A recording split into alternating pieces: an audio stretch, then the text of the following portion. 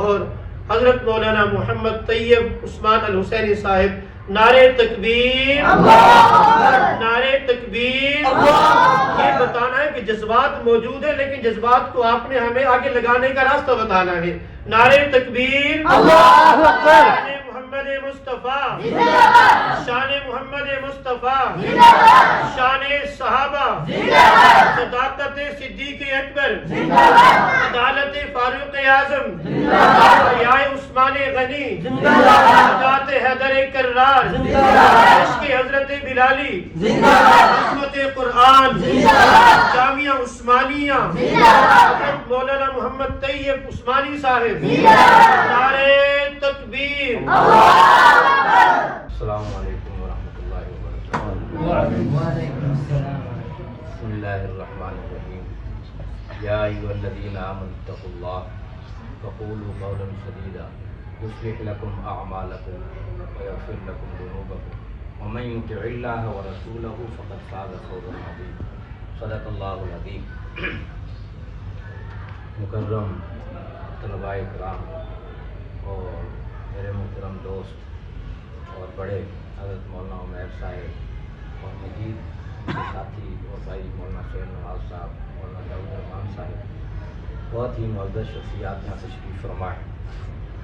بہت سارے موضوعات جو ہے وہ مجھے دے دیے گئے ہیں مولانا سہیل صاحب کی طرف سے، لیکن پہلے مجھے ایک ہی موضوع دیا گیا تھا، وہ تھا سیرت النبی صلی اللہ علیہ وسلم۔ یہ جو میں نے آیت آپ حضرات کے سامنے پڑھی ہے، یہ جب میں نے پہلی دفعہ یہاں پر کھڑے ہو کر بلکہ مسجد میں قدم ہوا تھا اس وقت، تو یہ آیت میں نے اس وقت پڑھی۔ تو آج مطلب کہ یہ میں سمی جو ہے ہمارا شاگرد ہے سمی اللہ، یہ میں نماز میں بھی پڑھتا ہوں اور ویسے بھی اس پہ میری تقریباً 1.5 گھنٹے کی تقریر ہے اسی آیتوں کے اوپر۔ لیکن بات یہ ہے کہ ہمارے استاد ہیں مولانا فرید احمد حقانی صاحب، ان کے استاد ہیں مولانا عبد الماجد صاحب کے والد صاحب، نام میرے ذہن سے نکل گیا۔ تو 2005 میں جب زلزلہ آیا تھا، حضرت استاد محترم حضرت مفتی خلیل الرحمان حقانی صاحب کے تم صاحب ایک ٹرک لے کر وہاں لے کر گئے۔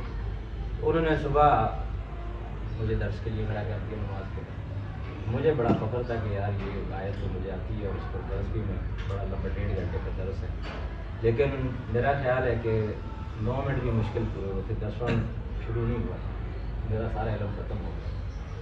ٹھیک ہے، تو بہرحال یہ اس پہ میں نے پھر اس وقت سے لے کر پھر میں اس پہ پڑھتا ہی گیا اس آیت پہ، اور بہت کچھ سیکھا میں نے، اور میں نے اپنی مسجد کے اندر تقریباً 100 جمعے پڑھائے ہیں سیرت النبی صلی اللہ علیہ وسلم پر۔ یہ اسی بزم کی برکت سے، یہ جو بزم ہے، اب اس کے حال احوال یہ ہیں کہ پہلی مرتبہ جب میں یہاں پر آیا مدرسے میں، مولانا شوکت صاحب اور مولانا عبداللہ صاحب اور مولانا یاسین صاحب جو ہیں وہ ظاہری بات ہے وہ پڑھتے تھے مالٹون میں، مولانا عمیر صاحب تو ہماری کلاس فیلو، یعنی میں ناظرہ پڑھتا تھا، یہ گردان کرتے تھے غالباً گردان کرتے تھے میرے والد صاحب کے پاس، میں وہاں پر ناظرہ پڑھتا تھا۔ تو بہرحال وہ ان کے ساتھ بھی تعلق اچھا تھا۔ تو جب یہاں پر آئے تو مولانا شوکت صاحب کا مزاج اور ہے، مولانا عبداللہ صاحب کا مزاج اور ہے، آپ اچھے طریقے سے واقف ہیں ان سے، کیونکہ وہ آپ سب کے استاد ہیں۔ مولانا یاسین صاحب کا انداز اور مزاج اور تھا، اور بہت یعنی شاندار اس حوالے سے تھا کہ جب طالب علم مدرسے میں آتے ہیں نا تو ان کو ڈر و خوف ہوتا ہے، استاد کا ڈر ہوتا ہے، نئی جگہ کا ڈر ہوتا ہے، ہم جہاں پر جائیں گے وہاں کیا ہوگا، کس انداز سے پڑھائی ہوگی اور کیا حالات پیش آئیں گے۔ تو ظاہری بات ہے باقی استاد تو جس طرح دیگر مدارس میں ہوتے ہیں، آنا پڑھانا داخلہ کرنا ترتیب، لیکن مولانا یاسین صاحب رحمۃ اللہ علیہ کا انداز جو وہ انہوں نے کبھی یہ محسوس نہیں کرایا کہ میں تمہارا استاد ہوں، کبھی نہیں محسوس کرایا۔ اور یہ نہیں ہے کہ وہ پڑھا نہیں سکتے تھے، بہت اچھا پڑھاتے تھے، اور میرا خیال ہے کہ ان کی وفاق کے امتحانوں میں ان کے جو کتابیں تھیں ان میں بچوں کے نمبر زیادہ ہوتے تھے۔ وہ یعنی کتابوں سے ہٹ کر بھی بچوں کو بہت کچھ سمجھاتے تھے، یعنی کپڑے کس طریقے سے پہننے ہیں یہ بھی وہ بتاتے تھے، ویسکوٹ کس کپڑے کے اوپر کس رنگ کی ویسکوٹ ہونی چاہیے یہ بھی بتاتے تھے۔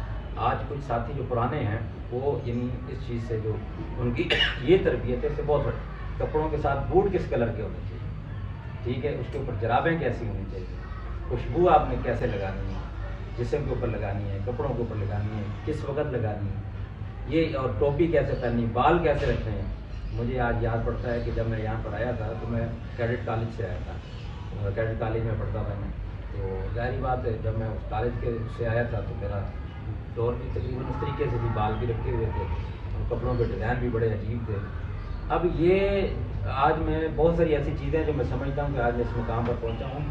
آپ تو سمیع اللہ نے مدرسہ دیکھا ہوا ہے، باقی احباب نے بھی دیکھا ہوا ہے، اس مدرسے کی بھی حالات میں آپ کو بتاتا ہوں کہ میں وہاں پر کیسے کیسے مطلب کہ، تو یہ بہت ساری ایسی چیزیں ہیں جن کو ہم نے برداشت کیا، اور برداشت کرنے کے بعد اللہ رب العزت نے ہمیں اس جگہ پر پہنچایا. ایک سب سے بڑی دو چیزیں تھیں، ایک بدن کے حوالے سے کرتا ہوں، ایک مدرسے کے حوالے سے. آپ یہ میرے خیال میں کتنے بچے بیٹھے ہوں گے؟ میں 20-25 بیٹھے ہوں گے. ہماری صرف کلاس کے اندر 30 سے اوپر بچے تھے اولا کے اندر، اور جب یہاں پر بزم ہوتی تھی تو باہر کھڑے ہونا پڑتا تھا سارا، اس جگہ پر جگہ نہیں ہوتی، اس لیے مسجد میں کرتے تھے. تو بہت بڑی بزم تھی. تو اس میں جو یعنی طالب علم تھے 100 سے اوپر ہوں گے، یا 100 تو تھے کم از کم میرے، اتنے تھے. حفظ کے بھی اور حفظ کے ملائیں تو اس سے زیادہ ہو جائیں گے. تو میں نے وہ کپڑے پہنے ہوئے تھے اور بڑا ایک عجیب اسٹائل تھا ان کپڑوں کا. تو میرے والد صاحب نے منع بھی مجھے کیا، لیکن میں نے پھر بھی سلوا لیا، شوق تھا تو میں نے سلوا لیا. تو انہوں نے مولانا صاحب مجھے چھوڑنے کے لیے آئے یہاں پر، تو مولانا یاسین صاحب کو کہا دیا کہ کپڑے مجھے پسند نہیں ہیں اور اس نے پہنے نہیں ہیں، کہ آپ فکر ہو کر جائیں، آپ ان شاء اللہ یہ سب ٹھیک ہے. اگلے دن ان سب کو بلا لیا، پورے مدرسے کو مسجد کے اندر، اور مسجد کے اندر بلا کر انہوں نے میرے پہنچے اور تالا جو تھے بینچی سے نیا سوٹ نہیں میں کسی، انہوں نے پہنچے اور تالا جو ہے وہ کاٹ دیا. اب یہ جو کیفیت تھی، یہ کیفیت میں ایک استاد صاحب کا بیٹا تھا کہہ رہا ہے، اور میرا ایک اس وقت بھی جب میں یہاں پر آیا تھا نا تو سب کہتے تھے قاری اجمل صاحب کا بیٹا آ گیا، قاری اجمل صاحب کا بیٹا جی. مجھے یاد ہے مولانا اکرم صاحب، مولانا مہر صاحب کی کئی ساتھی ہیں وہ جی قاری اجمل صاحب، مجھے لوگ نہیں پہچانتے تھے. میں کالج سے آیا تھا تو اس لیے مدرسے کے اندر بھی میرا اتنا رہنا سہنا نہیں تھا. تو انہوں نے کیا کیا کہ سب کو تعارف کرواتے تھے کہ یہ قاری اجمل صاحب ہے. حتیٰ کہ استاد مولانا خادم حسین صاحب کو بھی تعارف کروایا گیا کہ یہ قاری اجمل صاحب کا بیٹا ہے، مجھے وہ بھی نہیں پہچانتے جی. تو اب جب یہ آپ یہ چند ساتھی یہاں پر بیٹھے ہیں اور نعرے لگائے گئے ہیں، میری تعریف بھی کی گئی ہے اور سب کچھ کیا گیا، تو میرے ذہن کی کیا کیفیت ہے؟ ٹھیک ہے نا. تو اب یہ جو الیکشن آ رہے ہیں اس حوالے سے، یعنی جو کونسلر ہوتے ہیں یا ایم این ایم ان کے سامنے بڑے تو ان کے دماغ گر جاتے ہیں. تو عمران خان کا دماغ ویسے نہیں گرا، اس کے سامنے جب لوگ نعرے لگاتے ہیں تو وہ علیہ اللہ اپنے آپ کو پتہ نہیں کیا کوئی شخصیت سمجھتا، میں نام نہیں کرتا. ٹھیک ہے. تو بہرحال وہ جب میں آیا تو میرا تعارف بڑے تقریب انداز سے کروایا گیا. تو وہ میرے ذہن میں ایک چیز تو تھی کہ یار میں استاد صاحب کا بیٹا ہوں، میں صاحبزادہ ہوں، تو میرے ساتھ یہ سلوک کر دیا گیا، میرے پونچے بھی کاٹ دیے گئے اور میرے کالر بھی کاٹ دیے گئے. اب یہ اتنی بےعزتی تھی کہ آپ یہ اس وقت تو شاید نہ محسوس کر سکیں. اس وقت انتہائی بڑے طالب علم تھے، چھوٹے آپ طرح کے بچے نہیں تھے، بڑے بڑے کوئی گاڑیوں والے تھے، کچھ گاڑی نہیں تھی لیکن بڑے تھے. تو اتنی بےعزتی ہوئی کہ میرا یہ ارادہ بنا دل کے اندر کہ ابھی سامان اٹھاؤ چلا. اور یہ وہ وقت تھا اگر میں چلا جاتا وہاں سے تو شاید آج میں اس لائن میں نہ ہوتا. ٹھیک ہے. میرے والد صاحب نے اور میرے ماموں جان نے مولانا ثبوت اللہ صاحب نے مجھے کیڈٹ کالج میں اس لیے داخل کروایا تھا کہ میں اس لائن میں چلوں. ٹھیک ہے. تو خواہش تھی ان کی وہاں جا کر بھی کام ہو سکتا ہے نا دین کا، کیونکہ یہ فوج میں ہمیں کسی اور جگہ کا، لہٰذا ان کی یہ خواہش تھی کہ میں اس لائن میں چلوں. میری یہ خواہش تھی. اس وقت مجھے یہ 7 دن ہو گئے میں اسی لائن میں رہتا تو ٹھیک، آج مجھے یہ دن نہ دیکھنا پڑا. لیکن میں نے اس چیز کو برداشت کیا اور میں نے اس کو تربیت لے کر، کیونکہ یہ میری تربیت ہے. اگر آج میں یہاں سے چلا گیا تو پھر ساری زندگی میں نہیں سمجھ سکتا. اور میں نے وہ سب 100 بچوں کے سامنے میں نے اپنی اس بےعزتی کو بےعزتی نہیں سمجھا بلکہ تربیت سمجھا کہ میری تربیت تھی. اور اس چیز کی سزا ملی کہ میں نے والد صاحب کی بات کو نہیں مانا، میں نے زبردستی وہ کپڑے سلوائے. تو یہ واقعہ مجھے نہیں بھولتا. تو والد صاحب کی بات کو مانیں اور اساتذہ کی بات کو مانیں.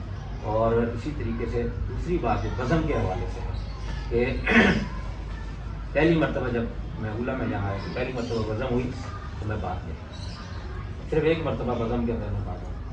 اور اگلے دن جو ساتھی تھے ظاہری بات ہے بڑے تابع فرمان بردار ہوتے ہیں استادوں کے، اور انہوں نے کہا استاد جی یہ کل بھاگ گیا تھا. تو اب مجھے تو یہ تھا کہ میرے ساتھ تو کچھ بھی نہیں ہوگا، مجھے کسی نے کیا کہنا ہے. تو بہرحال استاد ہوتے ہیں وہ سمجھ جاتے ہیں. انہوں نے کہا جی اس سے 5 روپے لیں 5 روپے میں نے دے دیے. میں نے کہا یہ تو بہت اچھا کام ہے, 5 روپے دے دیں گے جان چھوٹ جائے گی. اور کیا 5 روپے جرمانہ تھا اس کو, جو بزم میں تقریر نہیں کرتا یا بیٹھتا نہیں تھا. یہ میرے خیال میں 5 روپے اس کا تھا, جو بیٹھتا نہیں تقریر جس کی تھی وہ نہیں کرتا تھا, یا تو بیٹھتا. بہرحال کوئی ایسا تھا اس کا جرمانہ. بہرحال میں نے دے دیا, بس وہ ایک ہی جرمانہ میں نے. اس کے بعد استاد نے مجھے بلایا, مارا نہیں کہ آپ بزم میں کیوں نہیں آئے, آگے کھول سکتی تھی. جیسے بتایا نا مولانا شعیب صاحب نے صبح نماز کے بعد کراٹا, پہلے سب سے پہلے نماز کی پابندی ہوتی تھی. کوئی لڑکا یہاں یہ نہیں ہو سکتا تھا کہ وہ نماز چھوڑے. اور اسی طریقے سے اس کے بعد سورہ یاسین پڑھی جاتی تھی, اپنا سپارہ تلاوت کیا جاتا تھا. سارے مسجد میں ایک لائن لگی ہوتی لمبی, تو وہ سارے تلاوت کرتے تھے. اس کے بعد کراٹوں کی ترتیب ہوتی تھی, اور اس کے بعد آ کے ناشتہ ہوتا تھا, پھر کلاس میں جاتے تھے. یعنی فجر کے بعد سونے کی کوئی ترتیب نہیں. اور میں فجر کے بعد سونے کا جو ہے وہ بڑا ہی شوق. میں جب سے میں نے ہوش سنبھالا اور آج تک, آج بھی میں نے مولانا امام صاحب کو کہا کہ یار میں نے تو ٹائم, مجھے کل سمیع اللہ نے بتایا یا تو مجھے اس نے بتایا کہ صبح 10:30 11 کا ٹائم. میں کہا یار میں تو 11 بجے سو کر اٹھتا ہوں, تو یہ کیا میرے ذہن میں تو زور کی بات کی ترتیب تھی. بہرحال میں نے آپ کی خاطر اور ان کے حکم کی خاطر اپنی نیند کو آج قربان کیا, میں سویا. تو یہ میں بات کر رہا ہوں کہ زمانہ جب سے میں نے ہوش سنبھالا ہے میری ترتیب ہے. اسکول بھی جانا ہے تو 2 منٹ پہلے تیار ہو. مدرسے میں یہاں پر بھی ایک کوشش ہوتی تھی کہ بس اس کو ٹائم لگ جائے کرنے کی, ترتیب بن جائے. ٹھیک ہے, تو میرے لیے کراٹے پر جانا بہت مشکل. تو ہمارے استاد صاحب جو کراٹے کے تھے وہ دوست بھی تھے, دونوں کے ساتھ میری لڑائی بھی ہوئی اس والے سے کہ آپ آتے نہیں ہیں یا جو بھی ہے. سر وہ مطلب کہ دوستی کا ایک تعلق ایسی ہماری کے حوالے سے ہوگی, نہیں ہونی چاہیے تھی. بہرحال استاد کسی بھی درجے کا استاد ہے. تو بہرحال اس کے بعد مولانا یاسین صاحب نے دوبارہ بلایا, ایک وزن کے حوالے سے بلایا, تربیت کی. پھر اس کے بعد اس حوالے کراٹوں کے حوالے سے پھر میں جاتا تھا اس میں. تو بہرحال یہ چھوٹی چھوٹی ایسی باتیں تھیں جس نے آج ہمیں بڑا بنایا. آج مولانا داؤد صاحب نے وغیرہ نے انہوں نے دعوت دی, انہوں نے ابھی آپ کے سامنے بتایا. تو جس حوالے سے انہوں نے ہمارا درجہ بیان کیا, آج اگر اس بڑے درجے پر ہم پہنچے ہیں تو یہ وہ چیزیں تھیں جو ہم نے شروع سے لے کر دی. یہ نہیں ہے کہ ہم جا کر دورہ کی اس کے بعد جا کر ان چیزوں پر نہیں. اور نبی علیہ السلام کی سیرت طیبہ کا ایک پہلو مثبت رویہ, اس کا مثبت بولتے ہیں, مثبت رویہ. ٹھیک ہے, یعنی سب کے ساتھ اخلاق کے ساتھ پیش آنا. جب میں جامعہ مقدم روم میں گیا, وہاں کے حالات سے شاید کچھ واقف ہوں مولانا عمیر صاحب, وہاں پر جامعہ عثمانیہ کا پڑھا ہوا داخل بھی نہیں ہو سکتا. امام اور خطیب اور مؤذن تو دور کی بات ہے, وہاں پر داخل بھی نہیں ہو سکتا تھا جامعہ عثمانیہ کا پڑھا ہوا. یہ وہاں کے حالات. جامعہ عثمانیہ کا پڑھا ہوا آپ کو پتہ ہے لوگ اس کے اوپر بڑی بڑی مہر لگا رہے تھے. تو بہرحال یہ اس چیز کے پیچھے نہیں جانا. آپ کو بھی یہی ہے کہ یہ کوئی ایسا مسئلہ نہیں ہے کہ کل کو آپ بھی بڑے ہو جائیں امام خطیب بنے اور اس کے اوپر اپنی ساری جان کپائی اور سب کچھ کرنا کر سکتا تھا. اور ایک بند کمرے میں نے کیا بھی, جب کچھ مناظرے کی کیفیت بنی تو بند کمرے میں تقریباً 6-7 آدمی تھے اور میں اکیلا تھا. پھر بہرحال وہ بھاگنے پہ وہ مجبور ہو گئے. اور مولانا عبدالرحمان صاحب جو ہمارے وہاں کے خطیب تھے اس وقت, جو کہ بابا جی کے نام سے مشہور تھے, انہوں نے ان کو کہا, مجھے کہا کہ آپ ان کو وقت دے دیں. یعنی وہ 6-7 آدمی اس موضوع کے اوپر میرے ساتھ بات نہیں کر سکتے. لیکن میں نے اس موضوع کو ممبر کا مسئلہ نہیں بنایا, کمرے کا مسئلہ تھا. کمرے کی حد تک رہا وہ, اور کمرے کے اندر ہی سارے معاملات طے ہوئے. لیکن وہ ممبر کا مسئلہ آج تک نہیں. میں نے سیرت کے 100 پہلو بیان کیے, اس میں ایک مسئلہ بھی یہ بیان کیا. تو یہ مسئلہ آپ کو لوگوں سے دور کر آپس میں یعنی ناچاکیاں پیدا ہوں.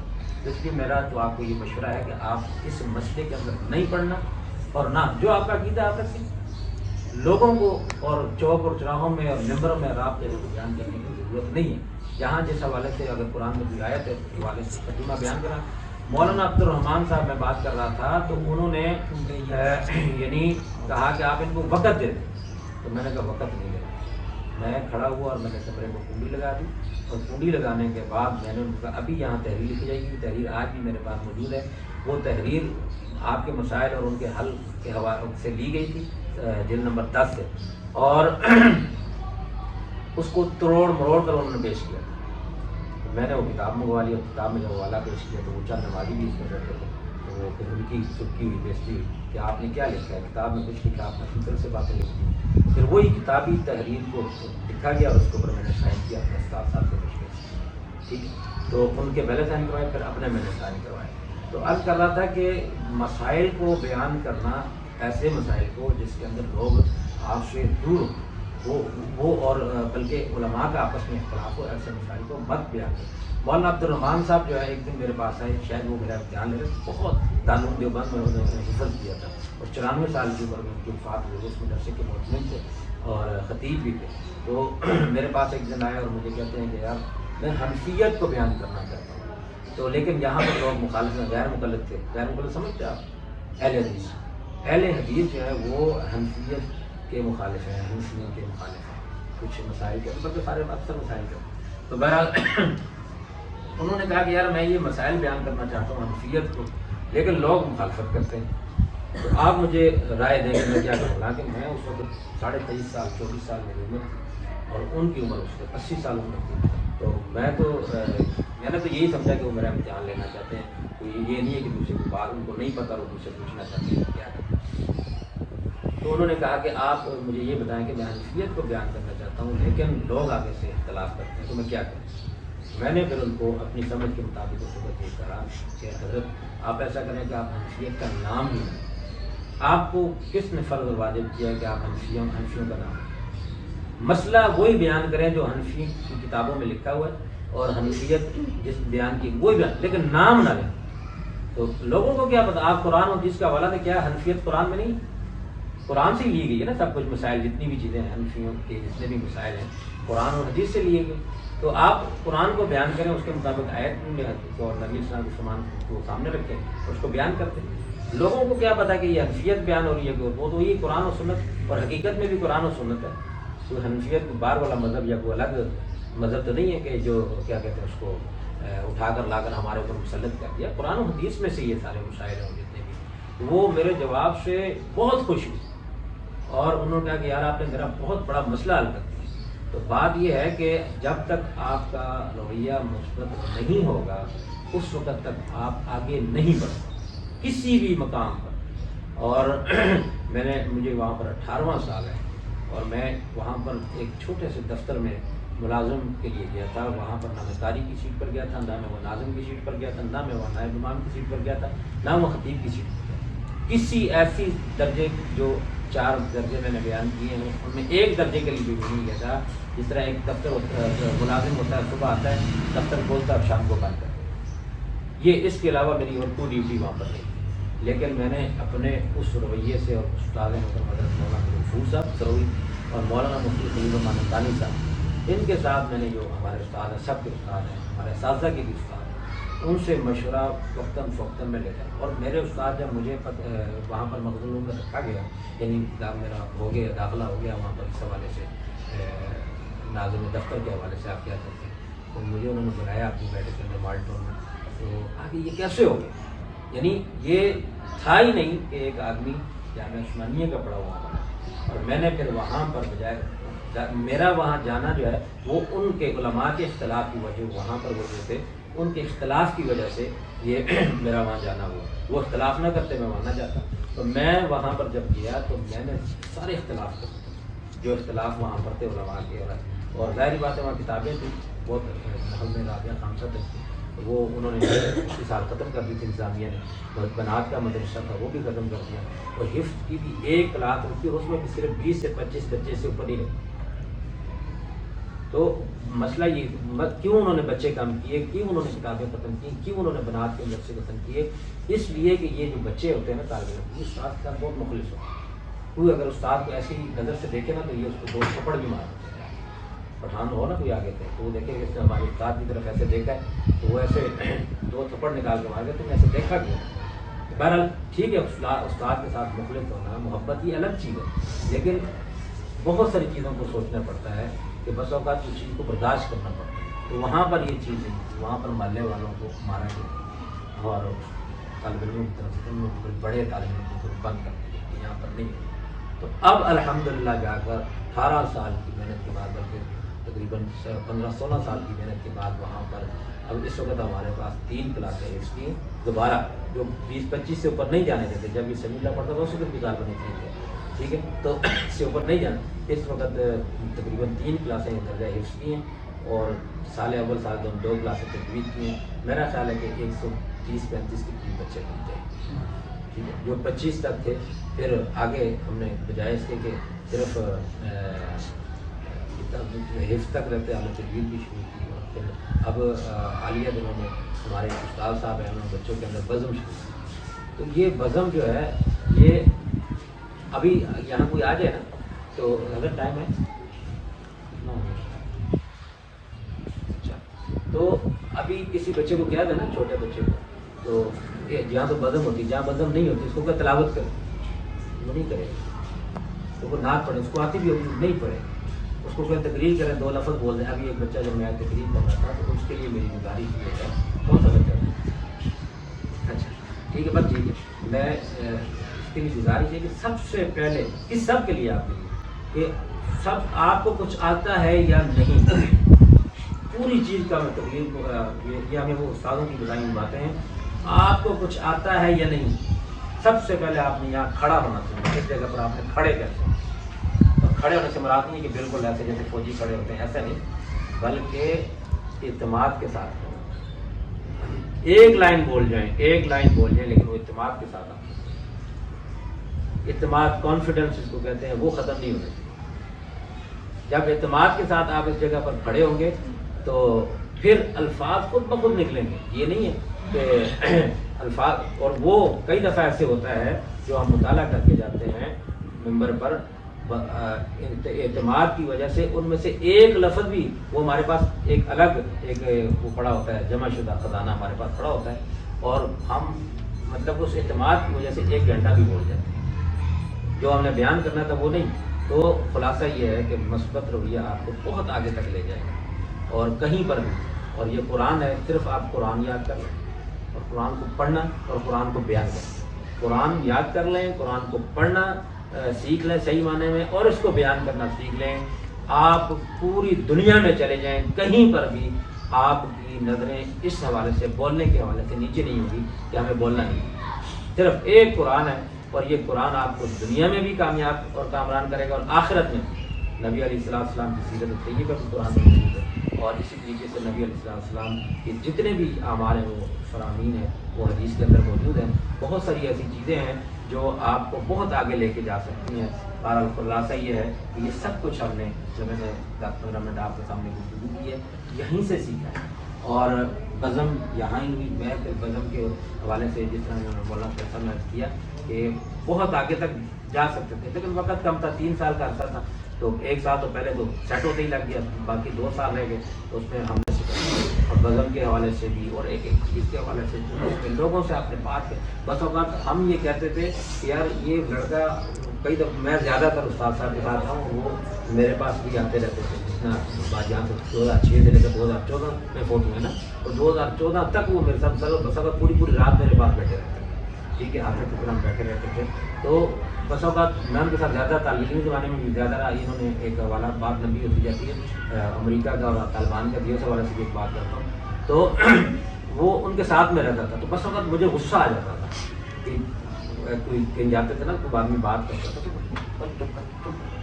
تو نہیں پتا. بس یہاں تک انہوں نے ہماری تربیت کی, کسی کے ساتھ بولنا آپ نے کیسے, حالانکہ ایک آدمی بدتمیزی کر رہا ہے. تو ہمارا جلسے میں گئے, 2 جگہ سے ہوا, چناب میں ہو کر کانفرنس میں گئے, قصب میں ایسے واقعات ہوئے. پشاور کانفرنس میں ہمیں لے کر گئے, مولانا فضل الرحمان صاحب نے 100 سالہ کانفرنس کی تھی دارالعلوم دیوبند کے حوالے سے, تو اس میں ہمیں وہ لے کر گئے. تو یہ واقعات ہوتے رہتے ہیں, ہم نے ان سے بہت کچھ سیکھا. تو ایک بات آخری بات کر کے اجازت چاہتا ہوں کہ جب افغانستان کے اوپر حملہ ہوا تو اس وقت ہم نے مولانا صاحب نے جمعیت نے احتجاج کیا, تو اس میں ہم بھی شامل تھے. مولانا یاسین صاحب جمعیت کے حوالے سے بہت بڑے رہنماؤں میں شمار ہوتے تھے لاہور کی سطح پر. تو ہم بھی گئے, تو ادھر سے ریلی لے کر گئے, آگے اسکیم موڑ سے تھوڑا سا آگے گئے, چبورچی چوک سے تھوڑا سا پہلے. تو وہاں پر پولیس نے پکڑ لی اور بہت مارا ہمیں. اس میں بڑا احتجاج, وہ بہت کچھ ہوا. تو اب میں یہ بات ہی کر رہا ہوں کہ میں نے مولانا صاحب کو 1 ڈنڈا بھی لگنے دیا, استاد محترم کو 1 ڈنڈا بھی نہیں لگنے دیا, اور سارے ڈنڈے میں نے کمر پہ کھائے. پھر میں نے ان کو کہا کہ آپ یہاں سے نکلیں. وہ نکل گئے, اور جب وہ نکلنے لگے تو ایک پولیس والے کے پاس اتنا موٹا ڈنڈا تھا، اس نے مجھے نا اس بازو سے مارا، میرا بازو سے لٹک، میں ٹوٹ گیا، لیکن ٹوٹا نہیں تھا، وہ خون بند ہونے کی وجہ سے نیچے لٹک گیا تھا، ایسے لٹک رہا تھا، اور میں ایسے بھاگ رہا تھا آگے کی طرف، آگے آس صاحب جا رہے تھے، پیچھے ہونے جا رہا، ٹھیک ہے. تو پھر ہم سیدھا مولانا محیط النبی صاحب کے درشن میں پہنچے، کیونکہ اس کو جمعیت کے امیر تھے لاہور. تو بہرحال خیر انہوں نے حوصلہ افزائی کی کہ بھائی یہ ماریں گے پٹی ہوتی، اگر یہ مارے نہیں ہوں گے ان کو دیکھو جو افغانستان میں جن پر گولے برسائے جا رہے ہیں، ٹھیک ہے، تو آپ 2-4 ڈنڈے کھا کے پریشان ہو، کوئی بات نہیں. یہ بہت بڑا حوصلہ تھا. اب اس وقت ہم کہتے کہ آپ ہمارے ساتھ چلیں، پولیس والوں کو ماریں، تو نہ ان کے بس میں تھا نہ ہمارے پاس، لیکن ہمارے جذبات یہی تھے. لیکن وہ صرف ایک بات کر کے کہ افغانستان کے اوپر گولے برسائے جا رہے ہیں اور صرف ڈنڈوں سے مار پڑی ہے، کوئی بات نہیں. سارا ہمارا درد اور سارا ہمارا غصہ جو ہے وہ ختم ہو گیا تھا. یہ جس طرح نبی اسلام کے دل میں درد تھا امت کا، کہ یہ امت کسی طریقے سے، یہی استاد صاحبان کے دلوں میں ہوتا ہے کہ ہمارے بچے کسی طریقے سے کامیاب ہو، کسی ہر شعبے کے اندر جو ہے وہ کامیاب ہو جائیں. جو کچھ کہا سنا اللہ تعالیٰ اس پر عمل کرنے کی توفیق نصیب فرمائے، اور جو یہ آپ کام کریں اللہ تعالیٰ اس میں مزید آپ کو ترقی عطا فرمائے. دعا سے دعوانا